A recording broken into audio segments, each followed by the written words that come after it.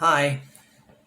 I know that I oftentimes talk about dyscalculia as being sort of a disadvantage or disability, but there's a good side to it too, and I don't want to always be negative and sort of glass half empty. So today I thought I'd talk about some of the positives, some of the strengths that I live with, and partially because of the dyscalculia. Um, and so I did a little bit of research online, and some of the traits that I'm finding being described oftentimes in connection with dyscalculia is problem solving, intuition, creativity, and love of words, which I thought that was interesting. Now, let me go through those. Problem solving. Well, a lot of these things I think come from the fact that what's real to me or to a person with dyscalculia, the life experience is that things are just tougher. It's sort of a standard practice now that if you have autism or dyscalculia or something like that, and you're having a test in public school, that I heard that it's kind of normal that they give you twice as much time to do the test as the other students. So taking that as kind of a sample of just doubling the amount of focus and concentration and frustration and exhilaration and all those other kinds of internal things going on, that starts getting into, I think, that strength, the mental muscle of just stick-to-itiveness, knowing that you have a long road to hoe or a long extra challenges to face. And you just get used to that. That becomes kind of your status quo, and you learn to adapt. And that adapting becomes a skill. Also, if you're not all tied up in definitions and quantities and it's very, very specific, like let's talk about the minutia of what's going on in this situation, it kind of allows you to see the big picture a little bit more. And so in doing that, a lot of times you can solve a problem because maybe you're able to get some distance and see the outside elements and how they're interacting with the things around them, the people or the situations that are happening just outside of the situation that you're in. So this is what is often referred to as thinking outside of the box. And that kind of leads into the creativity thing.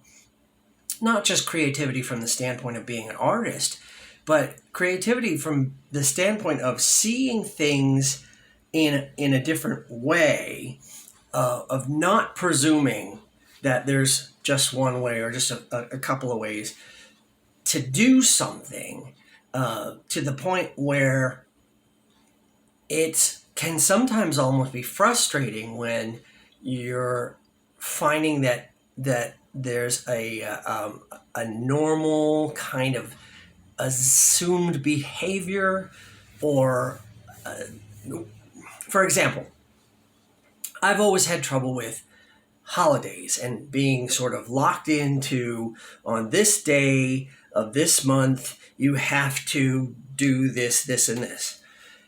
Like Christmas, that's one that I kind of like straddle against. Yes, like, oh, really? You have to have red decorations, and you have to have candles, and you have to listen to these, 8 songs or whatever.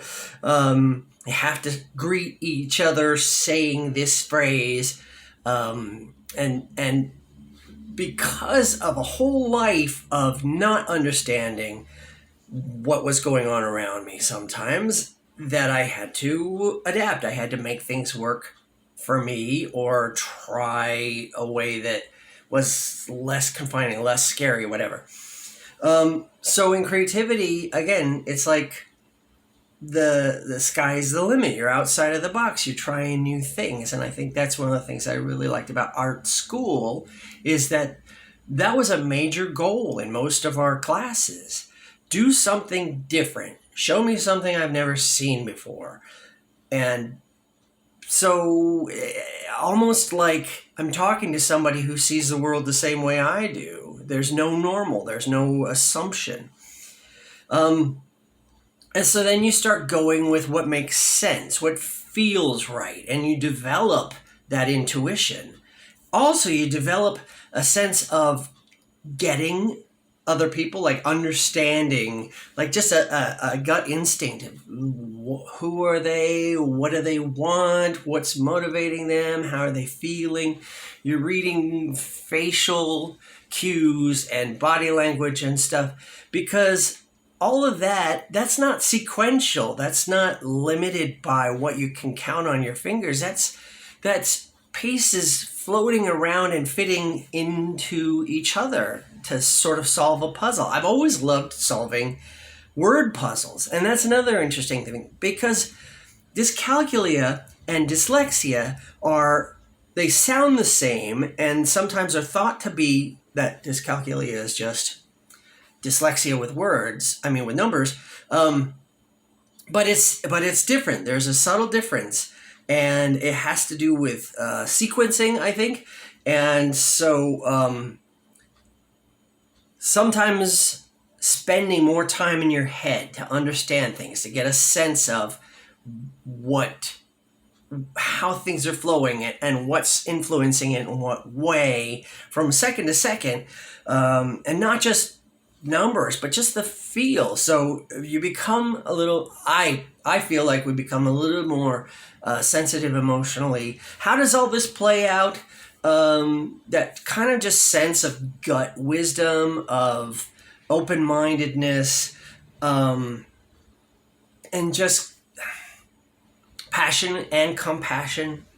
I think it all fits together. I've been a professional artist for at least 10 years in one form or another. If we add performing arts and things like that, we're looking at 20 or 30 years. I love feeling like I've found a new way to do something, even if it's just a new way to communicate a feeling or a new kind of a joke or something like that. So those are good career paths for somebody with dyscalculia. But here's another interesting thing. Because we've been trying to put these pieces together, these disparaging pieces of information, I think that also makes us have a good sense of judgment, which could make us could make you a good therapist as a career, or a lawyer, or even a judge, because you can see that big picture. So listening to other people is something that I do, not so much to get information or to wait for my turn to talk, but to sort of see what do they need and look around and see if those things that they need are there, if you can find them, and pull them together. And that sense of completion, that sense of things fitting, that's a really nice feeling. So there you go. Positive thoughts about this world that I'm living in inside my head.